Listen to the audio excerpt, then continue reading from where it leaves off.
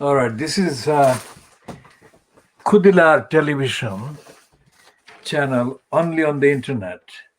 And this is dedicated to the campaign to save Geronimo. This is 5 minutes late because we were checking the contents of the papers, and we shall be going through almost all of those. The Fleet Street newspapers today, Thursday, the 26th of August 2021. Now, we've been highlighting in the Twitter and Facebook posts the idiocy of Bandawali Wallace.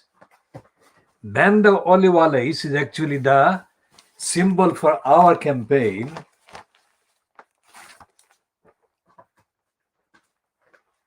of what he has been doing in terms of the stupid denial of the need to protect animals and safeguard them. So what we have found on what page is it on the Daily Telegraph, which is the daily bribing Boris graph, because the Telegraph's brothers, until the recent death of one, the brothers have paid millions of pounds to Boris Johnson over the years since he became a contender, unexpected contender for the post of the elected mayor at the expense of the people of London. And he was able to replace Ken Lying Steel Livingston at the May 2008 kind of ritual. We shall come to that later. This is the one that in the Telegraph we have been focusing on, and we shall give the reason why. This one is on page 7, and it reads, Pet Rao diverting Afghan evacuation effort. And its subheading says, argument over rescuing animals is taking resources away from desperate citizens, minister claims. Now, this is something that we shall be talking about. And can I say, before I go any further into this edition, that we haven't broadcast any edition of the Khoodeelaar television channel since Saturday. This is 26th. So 22nd, 23rd, 24th, 25th, 4 days we didn't do any broadcast. And the first reason is that it's very difficult to talk about Geronimo to camera without getting quite emotional. That's the first thing about me, that I would not be able to do a broadcast about Geronimo without getting emotional about it. And about emotional, the guy who wrote the poem about Geronimo from the USA has been mentioned quite a few times on the Save Geronimo Facebook page. I don't know whether anyone has noticed that I have actually written more poetry about Geronimo than that particular contributor has done. And I shall put together the poems that I have written and the lines that I have written about Geronimo in due course, of course. And the fact is that Geronimo has been, if you like, the moral, in my view, moral symbol about the need for fighting for justice in the UK and in the context of the UK, the context of the UK state, than any other individual human being. Of course, not animals, but human beings I have observed in a very active life of campaigning. Because Geronimo symbolizes all the things that are wrong in the UK in terms of the state, in terms of the power of the state or powers of the state. And when you factor in the role played by Keir Starmer, it is chilling what is happening. Because as I have been saying in the previous few days, the reference to the Magna Carta by the Supreme Court, it wasn't made lightly. The reference to the Supreme Court, to the Magna Carta in the Supreme Court ruling, published on the 17th of January 2017, after 2 years of deliberations, privately, I think, because the actual hearing in the case, Belhaj and another, the another is his wife, and Straw and another. That was the title of the case. And when the Supreme Court actually published their ruling on the 17th of January 2017,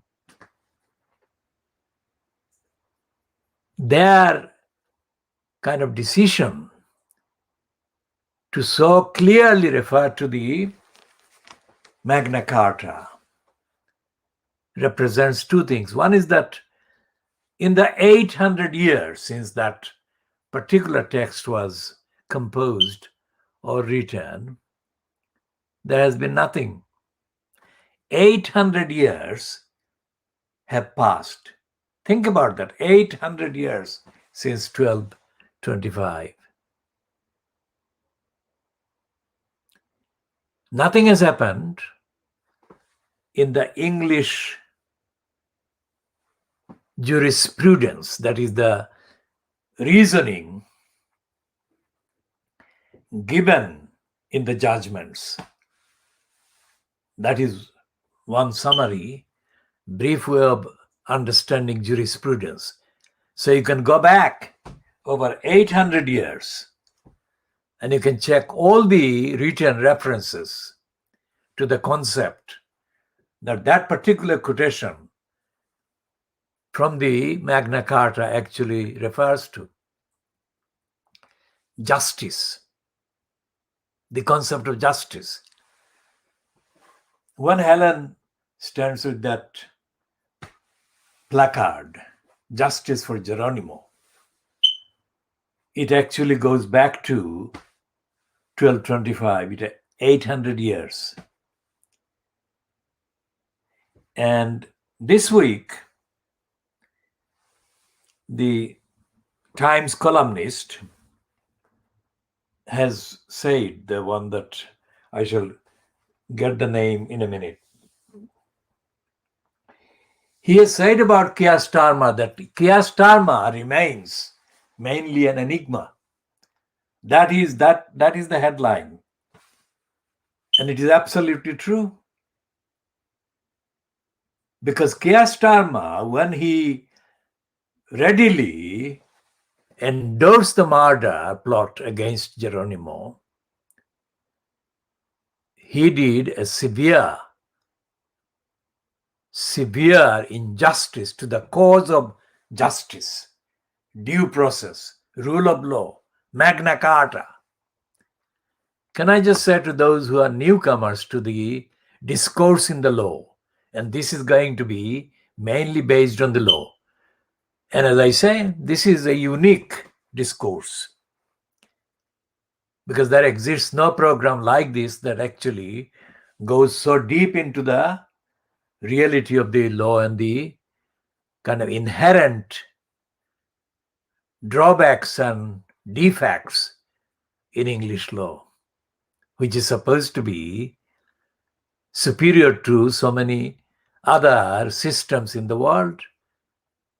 And the evidence that exists now and is emerging about the behavior of these judges, and I talk about judges more than I talk about the others at this stage because the newspapers, which I'm doing the diagnosis of, world exclusive diagnosis of Fleet Street, they entirely wrongly, but habitually, routinely, ritualistically treat the fact that there was a sitting in a place called the High Court. And they give the priority, the topmost priority to that fact that there was something that happened inside a building or inside a premises or inside an address in the Strand in London or somewhere called the High Court. That should not be the behavior of the newspapers. They should be reporting the facts of what has been happening in legal arguments or evidence. But the two judges or two judgments which the Fleet Street paper wrongly, irresponsibly describe as defeats for Helen Macdonald, they are not defeats because in neither of the cases, the evidence, the true evidence, the truthful evidence, the scientific evidence, the objective evidence was not assessed, looked at, examined, or even recognized. Now this is a denunciation. This diagnostic broadcast is a denunciation of the reality of what is happening in the name of the law, in the name of the courts. And this is an updater edition because many people watching this may not have seen the previous ones that I have actually broadcast, condemning the various aspects of the institutional legal bureaucracies. People who are interested in the institutional aspects of society may be interested to know that there is a sequel to an earlier play about Stephen Lawrence. The sequel is doing the rounds. And one of the kind of actors featured in the papers earlier this week as one of the metropolitan policemen is being played by Steve Coogan. They're just giving a reference so that people can check easily. Now, the reason why I said that the evidence was not examined is not my opinion because I haven't been inside the courts. I'm going by published accounts about the latest one, which is a woman from Birmingham called Mary Stacey, who has been given a job as a, quote, High Court judge, based strictly on the contents of what she has said, as the reports show her to have done. I have looked at all the accessible reports in the newspapers. I have not found, as I speak now, I have not found any kind of full transcript of what she said yet. It may exist, but I have to yet access it and find it. Even without having found it, I can confidently say and assert that this is a very sick-minded person, Mary Stacy. I'm not saying that because I know her, I don't know her, but based on her background and everything else that she has done and said, which I have checked by researching her online, it is impossible to justify appointing her as a judge in the High Court. I would not in a million years find any justification for someone of Mary Stacy's wrongness to be allowed to be a judge. Unless, of course, we are talking about an era before the Magna Carta, an era of complete darkness, dictatorship, corruption, and an era that has been often during the Cold War years laid at the door of the Eastern European bloc. No due process, no rule of law, no sense of justice, no freedom.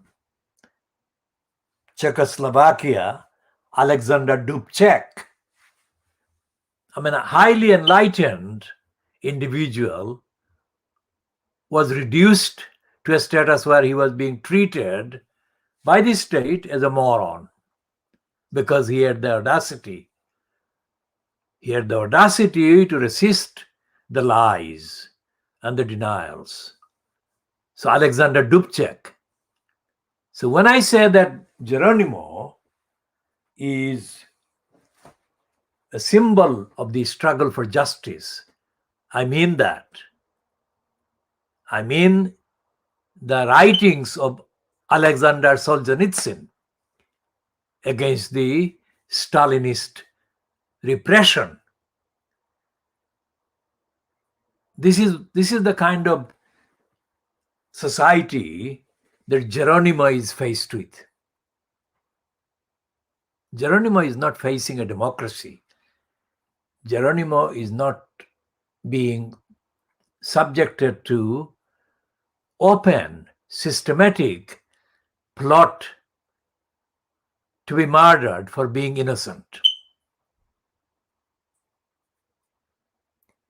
So when Nigel Lawson's idiotic son, Dominic Lai's son, had the headline to his idiotic piece in the Mail on Sunday, why Geronimo was getting so many people actively supporting his cause. He didn't know what he was talking about.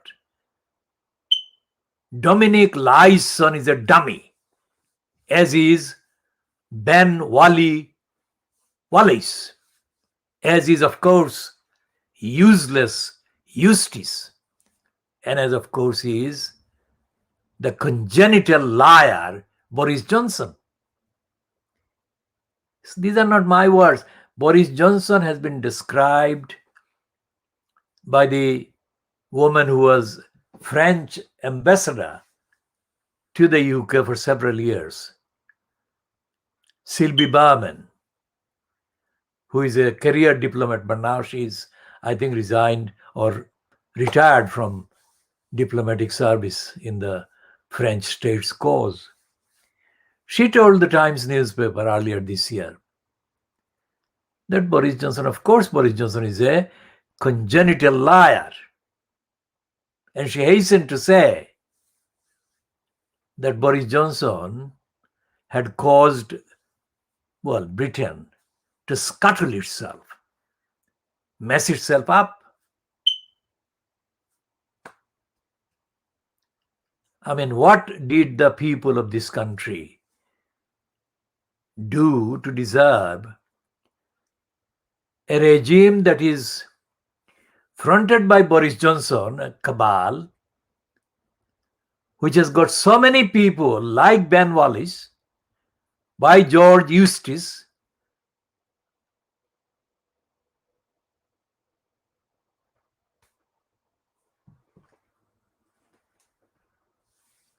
by the kind of reluctantly resigned Matt Hancrook, and so many others. I mean, what did the people do to deserve this? And the answer is the people didn't have a democratic campaign in their entire lives. I mean, the leadership, the banality of the leadership contest for the conservatives that preceded the December 2019 so-called election, the banality was unbearably stupid and empty. And yet the likes of celebrities or big names like Ian Dale, Andrew Neil, these are big names. And these idiots allowed Johnson to get away. And the reason why they allowed was because the entire background in the country, background including the so-called Labour Party, was empty. And this headline in the Times earlier this week that says that Keir Starmer is an enigma, that sums up the lack of action, democratic action, action for justice that the people of this country can be on the facts. Not because I want to call them guilty, but they can be accused of that. Look at the comments by Dominic Lawson. He would not dare, he would never dare denounce a movement, and Geronimo symbolizes that movement as made up of people who are deluded. How could he do that? If he knew that the main status quo, the main establishment, the main institutions of this country, the positions, the decision-making positions in those institutions are held and occupied by people who are enlightened, really educated, and have got the sense of justice about them, he would not do that, because he would know that he would be immediately exposed and condemned in Fleet Street. But he hasn't been. We have condemned him, but Lawson hasn't been condemned by others in Fleet Street. Think about that. Anyone who is following the Save Geronimo Facebook page would know that there are many posts from the Khoodeelaar campaign. And one person kind of made a comment that we are making too many comments. Well, I'm a very, very busy person, and I've been busy for a very long time. Why? Because there are too many wrong things going on in society. So I have to address as many as I can manage to do. So the fact that I have been able to spend the last fortnight or so as much time as I have done in supporting Geronimo and trying to understand what is going on in the campaign shows that I take this very seriously. And as I said, I mean, Geronimo is a symbol. It's not a thing I'm saying lightly. And anyone who is wondering who I am absolutely 100% campaign. I've always been. I mean, I have been in my time in a position that I've been offered all kinds of government positions, so many places. And I've said no. Not because having government position would not give me material comfort, etc., and other things, but I have said no consistently for a very long time. And I will say no to any offer from anybody if that involves my making a concession to the liars and to the deniers of justice. Anyone who wants to know, I have had political exposure for a very long time. And this is not a boast. This is just to address the people who might be watching this as part of the analysis of what I am looking at. The UK press, the Fleet Street papers, the mainstream media, and I'll come to the kind of role of parliaments and MPs, etc., later.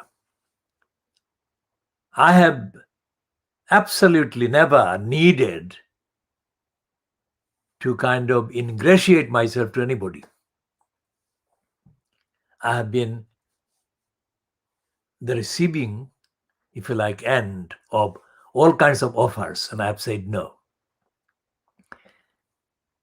And the reason is, once you take a position like Ben Wallace, useless Eustace, or anybody else in their position, Gavin Williamson, Matt Hancock, and any number of others, and of course including Johnson, you are not doing the morally right thing. You are doing the career dictated thing. I mean, the little careerist called Wes Streeting. Wes Streeting was born in Tower Hamlets, and Wes Streeting has been one of the most highly promoted by the media, the reactionary media, Labour Party politician. He's only probably in his late 30s, or if around the early 40s. But Wes Streeting is treated by the media, I mean the Fleet Street media, the BBC and others, as one of the heavyweights. Think about that. But Wes Streeting is very empty, because when he said that he supported the plot for the murder of Geronimo, you can look it up. He says that he agrees with the plot to murder Geronimo. And like Owen Jones, the so-called Guardian columnist, which is an obscene phrase, Guardian columnist, he is mocking the victims of injustice. He says coldly, he says himself, Wes Streeting says that he is feeling that he is being cold in agreeing with the plot to murder Geronimo. He says it's cold, and he still says he agrees with the plot to murder Geronimo. So that is what is wrong with the British people. People like Streeting being on the front bench of the Labour Party means that we are in Czechoslovakia, where the regime condemned Alexander Dubček for trying to tell the truth. Look up Dubček, is spelled D-U-B-C-E-K. Alexander Dubček in Czechoslovakia. And of course, Solzhenitsyn, I mean, Russian writer. After he passed away, the Times, controlled by Rupert Murdoch, confessed that it refused to publish Solzhenitsyn letter or letters. You can check up on that one. Now, Solzhenitsyn was used by the West for a very long time as a symbol of the resistance to the Eastern European defects, as they said. And here is the Times, which confesses that it too was suppressing Solzhenitsyn. While on the outside, Solzhenitsyn was praised, lauded to the skies. He stayed about 20 years in the USA, but then he returned to Russia. Why? Because the claim of democracy, liberalism, etc., in the USA was soon clear to him as absolutely bogus. Well, USA bogus. Very topical, isn't it? All the headlines about Joe Biden in the British press and British media are hostile. Think about that. So that's what we are looking at. When we look at Geronimo, we are not looking at whatever in the sick mind and uneducated mind of Dominic Lai's son, Geronimo is. Geronimo is a person. Of course, he is not verbally speaking like human beings. But imagine, it's like a silent, to the outside world, silent prisoner. How the way that Nelson Mandela was referred to by many, although he was vocal, he was being visited on the Rhode Island prison by many people regularly. To the outside world, he was not communicating directly. So he was not speaking in front of camera crew or reporters or public. So imagine Geronimo as a person who is able to articulate their reactions and their thoughts, but they're not being able to articulate that in the literal sense of human language. But you can make up for it. We can ascribe to Geronimo the feelings. And think about that. Just spell out 4 years. When the Times on the 9th, I think, 9th of this month, published the piece about Leonie Walker, I think, the person who bred Geronimo in New Zealand, she came across quite naturally, quite emotional. Of course, it was in context of the fact that she was being contacted to comment about Geronimo. And the reason why the need existed for her to comment on Geronimo was because Geronimo was not in a position of other healthy alpacas that she had bred and she had been looking after. Never in a million years did Leonie Walker imagine that a healthy boy like Geronimo would face this nightmare. For 4 years, Geronimo has been libeled, he has been slandered.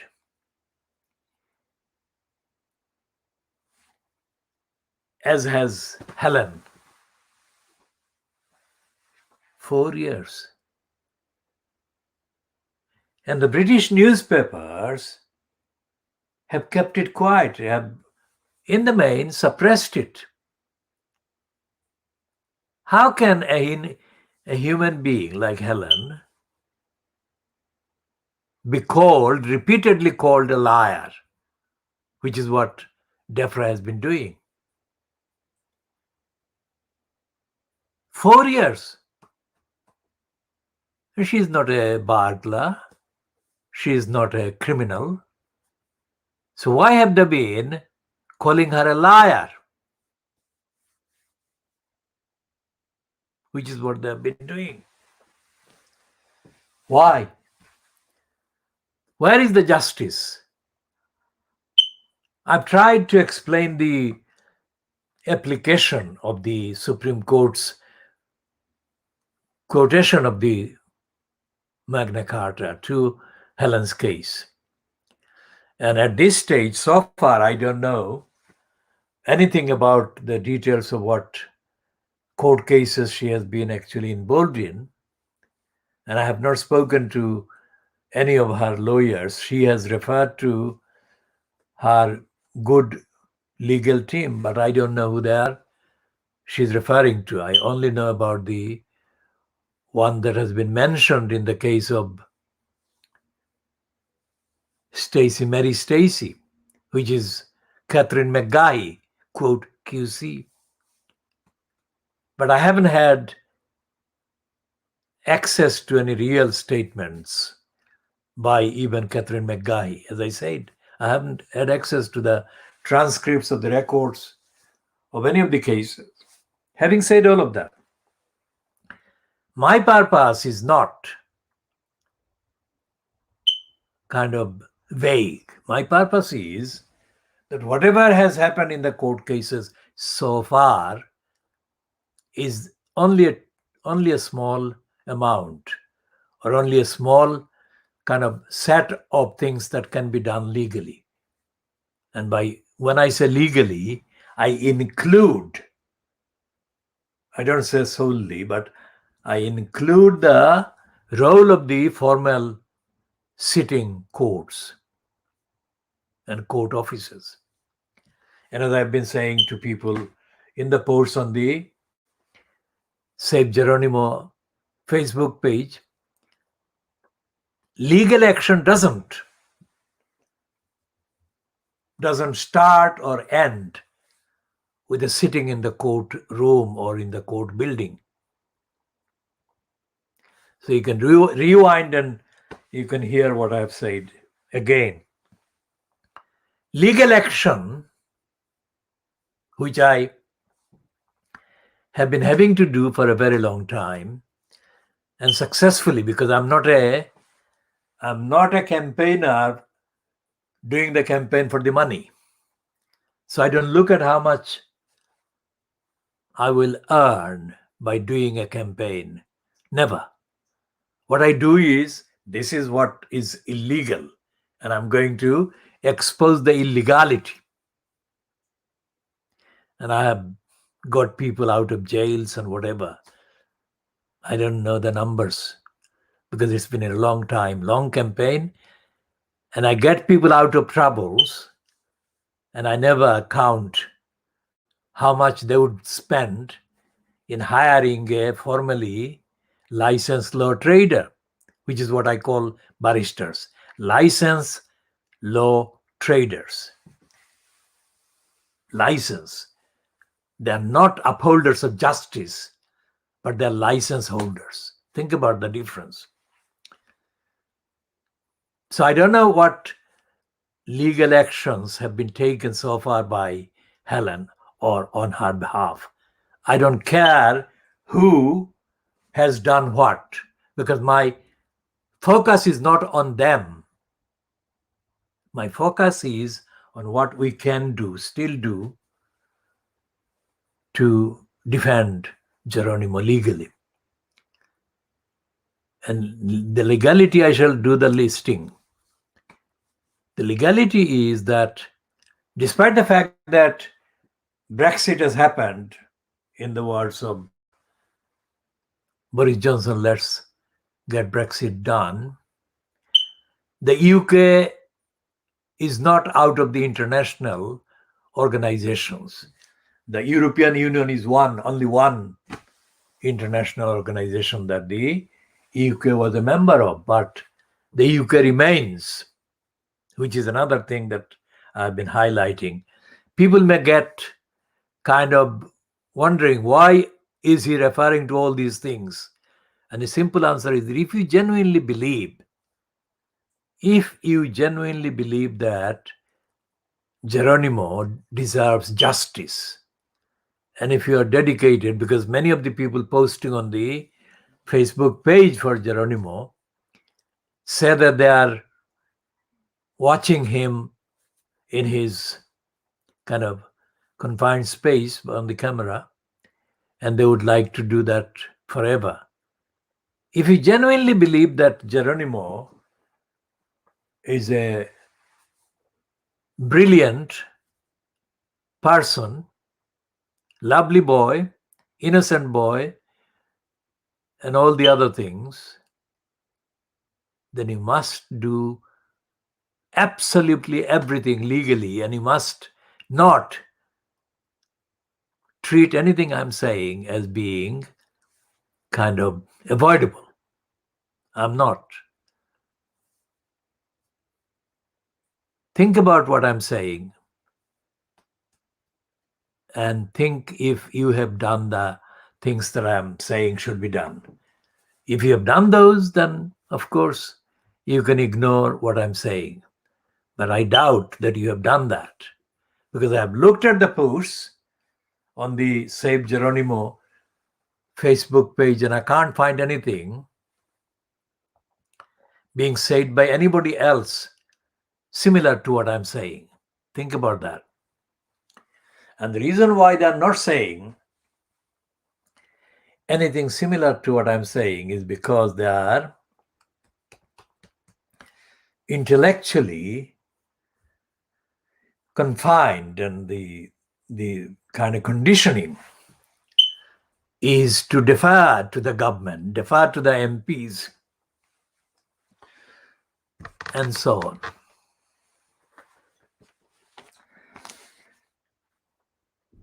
So we'll break this here and come back